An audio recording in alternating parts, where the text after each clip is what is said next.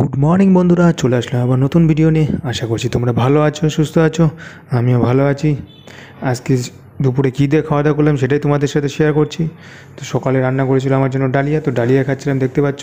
অনেক দিন ধরে খাওয়া হয় না, কারণ ডালিয়া খেতে খেতে মানে এতটা আগেও খেতাম, যখন ডায়ালিসিস করতাম তখনও ডালিয়া খেতাম। তো ডালিয়াটা আর ভালো লাগছে না এরকম, তাই অনেক দিন পরে আসতে করলে তো ভালোই লাগছিলো। তো আজকে ডালিয়া খাচ্ছিলাম, দেখতে পাচ্ছ। সকালবেলা ডালিয়া করেছিল, কারণ সকালবেলা যেন হাঁটাচলা করে আসেন, তারপরে এখন ডালিয়া খেতে বসলাম। তো রান্না করছে মা ডালিয়া অনেকদিন পর সবজি দিয়ে। তো সবজি তো আদার্স সেরকম নাই সবজি এখন ডালিয়ার মধ্যে দেওয়ার মধ্যে, শুধু গাজর ছিল তো গাজর দিয়েছিল। বাঁধাকপি টাধাকপি থাকলে দেওয়া যায়, কিন্তু ছিল না। তো সেটাই দিচ্ছিলো, সেটাই মানে খাওয়া দাওয়া করছিলাম ডালিয়া। আর দেখো আমার ভাগনা খুব দুষ্টটা মস্তান, ঘুরে এসে আমার ঘরে চলে আসে ঘুরে আমার ঘরে চলে আসে, মানে এতটা দুষ্টু না বলার মতো না। ঘুরে এসে ওয়েট মেশিন ওয়েট মাপবে, মানে এটা টানবে ওটা টানবে, চার্জার নেবে, হেডফোন লাগানো ছিল হেডফোন নিয়ে টানাটানি করবে, এইসবই করে বেড়ায় সারাদিন। ওর কাজ হলো এটা, মানে আমার ঘরে একটু ফাঁকা পেলেই চলে আসে ঘরে, মানে বাইরে থাকেই না। এতটা মানে দুষ্টু না কি বলার মতো না। আর দুপুরে আজকে রান্না করেছিল দেখো ডাল, আর তোমার গিয়ে লাউ দিয়ে ডিম দিয়ে, মানে কুসুম তো আমি খাই না, কুসুম ছাড়া ভেজে। আর সাথে ছিল আজকে পটল ভাজা করেছিল, পটল ভাজা ছিল, কচি পটল ছিল নিয়ে আসছিলো। এখানে তো পাওয়া যায় না সেরকম ছোটো ছোটো পটল, বাট বাবা নিয়ে আসছিলো বাড়ির থেকে, তার জন্য মানে ছোটো ছোটো পটলগুলো ছিল, কচি পটল বিচি হয়নি, তো টেস্ট লাগে ওগুলো ভাজায় টেস্ট লাগে। আর এখানে তো হাইব্রিড পটল টোটল বেশি পাওয়া যায়, তো ওটা নিয়ে আসছিলো। আর ডাল ছিল তোমার মুগের ডাল, আমি খাই জানো। আর একটা সবজি তো থাকেই। তো এখন আমি এই ডায়েটই করছি, কারণ তোমার গিয়ে আমি আদার্স বেশি কিছু খাচ্ছি না, মানে যতটা সেভ করা যায় ততটা ভালো নিজের জন্য। তাই মানে খেতে তো ইচ্ছে করে, বাট আমার প্রবলেম হয় না, আমি মানিয়ে নিয়েছি, আমার কোনো প্রবলেম হয় না এসবে। লাউ রোজ দিন লাউ থাকে, তোমাকে লাউ ডাল এইসবই থাকে বেশিরভাগ, কারণ লাউ খাওয়াটা খুবই ভালো, বুঝতে পারো ট্রান্সপ্লান্টে পড়ে। আর তোমাদের ব্যাপার সেটা তোমার ডাক্তার যেভাবে বলো সেভাবে সাজেস্ট চলবে। আমার একমাত্র পটাশিয়ামের জন্য আমি আদার্স কিছু খাই না। আর প্রথমের দিকে আদার্স কিছু না খাওয়াটাই ভালো, তোমার কপি টপি, কারণ ফুলকপি খাবে তো হঠাৎ তোমরা খেতে পারো, কিন্তু ওর মধ্যে গ্যাস অনেকটা, তার জন্য না খাওয়াটাই ভালো। তো আমি তো খাইনি এখন পর্যন্ত, ট্রান্সপ্লান্টের পরে ফুলকপি খাইনি, আগে খেয়েছি অনেক, বাট ট্রান্সপ্লান্টের পরে ফুলকপি এ পর্যন্ত খাইনি এখনও। আদার্স মানে সবজি খাইনি, এইসবই সবজি খাচ্ছে শুধু। তোমার গিয়ে লাউটা ওটা বেশি, লাউটা রোজ দিনই থাকে কম বেশি, আর মাঝে মধ্যে থাকে না, কিন্তু সবজির মধ্যে থাকে, লাউটা থাকেই, লাউটা বেশি খাই আমি। আর তোমার ঝিঙ্গে টিঙ্গে পটল তোমার গাজর এইসবই থাকে। দুপুরে এইসব দিয়ে খাওয়া দাওয়া করছিলাম। তো জানো আমার পটাশিয়ামের প্রবলেমের জন্য একমাত্র। আর যতটা পারি চেপে এইসব খেলে তো ক্ষতি নেই কোনো, জানো। তার জন্য এটাই খাচ্ছি, মানে বুঝতেই পারো নতুন জীবন পেয়েছি, জীবনটাকে মানে ফিল করতে হবে না, তো বুঝতেই পারছো। তার জন্য আমার প্রবলেম হচ্ছে, আমার খেতে তো প্রবলেম হয় না, তার জন্য মানে অসুবিধা নেই কোনো। যদি অসুবিধা হতো খেতে, তাহলে তো আদার্স কিছু একটু খেতে হতো মাঝে মধ্যে। সেটা তোমরা যদি আদার্স কিছু খাও খেতে চাও, তো ডাক্তারের কাছে শুনে অবশ্যই খাবে। ডাক্তারের কাছে না শুনে বা ডায়েটিশিয়ানের সাথে না শুনে অবশ্যই খাবে না। আমাকে তো খেতে বলেছে, কিন্তু তবু আমি খাচ্ছি না, আমি নিজে থেকেই খাচ্ছি না, আমি নিজের থেকে আমি সেফ চলছি। কারণ একটা বছর অন্তত এইভাবে ডায়েট করি, তারপরে দেখা যাক কী হবে। আর সব কিছু তো গরম জলে ফুটিয়ে নিবে, তোমাদের সাজেস্ট করবো। কারণ গরম জলে ফুটিয়ে নিয়ে এলে মানে অনেকটা হয়ে যায়, মানে পটাশিয়াম বেড়ে যায়, বুঝতে পারছো, কমে যায়। গরম জলে ফুটিয়ে খাওয়া হলে যেরকম যেরকম মাছও আমি গরম জলে ধোয়াই, তারপরে পোলট্রি মানে মাংস আনে, মাংসটা গরম জলে করে তারপর সিদ্ধ করে তারপর গরম জলে ফেলে দিয়ে তারপরে মাংস রান্না করে। আমার সব কিছুই মানে সেফ এখন। প্রথম অন্তত 3টা মাস অন্তত ওইভাবে করবে, গরম জল করে 3টা থেকে 6টা মাস, তারপরে অনেকটা ভালো, তার জন্য মানে নিজের পক্ষে ভালো। তার জন্য আমি সাজেস্ট করবো সবাইকে সেটাই করবে, আমি সেটাই করেই খাই।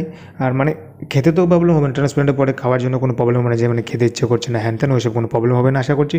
আমার হয়নি আজ পর্যন্ত, মানে যা দিয়েছে তাই খেয়েছি, মানে বুঝতে পারছো না 2 মাস ধরে এইসবই খাবার খাচ্ছি, বাট আমার কোনো প্রবলেম হয়নি। মানে শুধু তবু মনে হচ্ছে খাই আরও খাই সেরকম লাগে। তো প্রবলেম নেই, তোমরা খেতে পারবে অবশ্যই। যতটা ডায়েট মেনটেন করবে ততটা ভালো তোমার নিজের জন্য। তা আমি করছি এখন, যার যার ব্যাপার। এখন ডাক্তার যেটা বলবে সেভাবে চলবে অবশ্যই, আমার কথা মতো চলবে না, আমি সাজেস্ট করবো না। কিন্তু যত তেল মশলা কম খাবে সেটা ভালো, সেটা সবাই বলে, ডাক্তার বলে, এমনি বলবে, আমি বলছি যত কম খাবে তেল মশলা, আর লাউটা ওটা বেশি খাবে একটু, লাউ এইসব সবজি, তো ভালো হবে।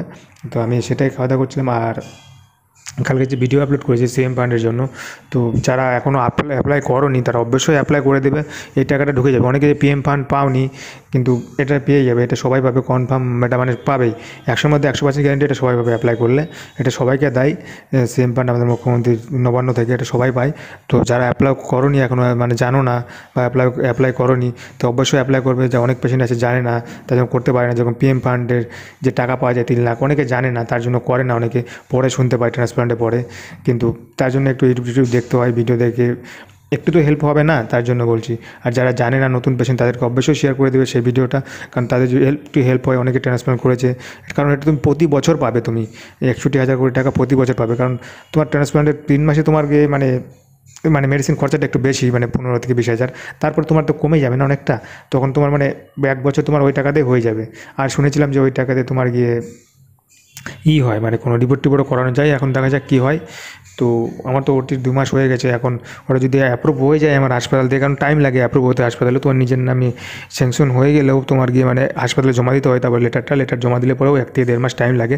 যদি হয়ে যায় আমার, তাহলে লাস্ট 3 মাসের পরে যে ফাইনাল রিপোর্ট করতে হয় 25 থেকে 30 হাজার টাকা খরচা হয় শুনেছি।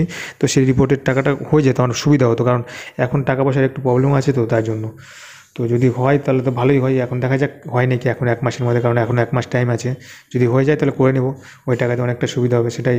আর যারা করনি তাই বলছি সবাই অবশ্যই করবে। আর এইসব দিয়ে দুপুরে এইসব দিয়ে খাওয়া দাওয়া করছিলাম আজকে, দেখতে পাচ্ছ তোমরা। কারণ আর সহ্য হচ্ছে না, মানে এখন যে মানে শুধু মনে হচ্ছে কবে যে বাড়ি যাবো, কবে যে বাড়ি যাবো। বুঝতে পারছো এই ঘর মধ্যে রুমের মধ্যে সারাদিন আর ভালো লাগছে না। তুমি তো আমি রুমের মধ্যে থাকি না, রুমের বাইরে থাকি, ব্যালকনিতে যে অনেক টাইম ব্যালকনিতে বসে থাকি, দাঁড়িয়ে থাকি, দেখি বাইরে, কারণ এখানে মানে প্রপার জায়গা তো, মানে অনেক সবসময় গাড়ি ঘোড়া চলে, তবু তো ভালো লাগে, ভিড় লাগে, মানে অনেকটা ভালো লাগে, তবু সময়টা কাটে। বাট ঘরের মধ্যে বসে থাকতে মানে বিরক্ত করে এখানে থাকা। আর বাইরে গেলে তবু একটু রাস্তাঘাটে একটু হাঁটতে পারবো, রাস্তায় বেরোতে পারবো, আর গ্রামের পরিবেশ বুঝতে পারো। আর টাউনে এত গাড়ি ঘোড়া না বলার মতো না। আর গ্রামের পরিবেশ তো মানে যারা গ্রামে থাকো তারা জানোই গ্রামের কতটা সৌন্দর্য, চারিদিকে গাছপালা, আরামই আলাদা, আবহাওয়াই আলাদা। আর এখানে থাকতে থাকতে মানে আর ভালো লাগছে না, এক কথা বলতে, আর মানে সহ্য হচ্ছে না, কবে যে বাড়ি যাবো সেটাই মনে হচ্ছে শুধু। আর লাস্ট পাতে ছিল দই, দই এখন খাই, আমি মাঝে মধ্যে খাই, কারণ গ্রামে গেলে আমার প্রবলেম হয়ে যাবে, কারণ দুধ দিয়ে খাওয়া আর তোমার দই খাওয়াটা প্রবলেম হয়ে যাবে, কারণ গরুর দুধ টুধ খাওয়া যায় না, ওটাই হলো মেন সমস্যা। 1-2 বছর পরে হয়তো খাওয়া যেতে পারে, কিন্তু এখন তো আর খাওয়া যাবে না, ডবল টোনের দুধটাই খেতে হবে। তো এখন দেখা যাক ওখানে, কারণ আমার গ্রাম আর টাউন অনেকটা দূরে, জানোই তোমরা, 8 থেকে 10 কিলোমিটার রোজ দিন আনাটা মুশকিল হয়ে যাবে। এখন দেখা যাক কী করা যায়, মানে চেষ্টা করবো সপ্তাহে 2-3 দিন খাওয়ার। ওকে বাই, দেখা হচ্ছে পরের ভিডিওতে, ভালো থাকবে সবাই।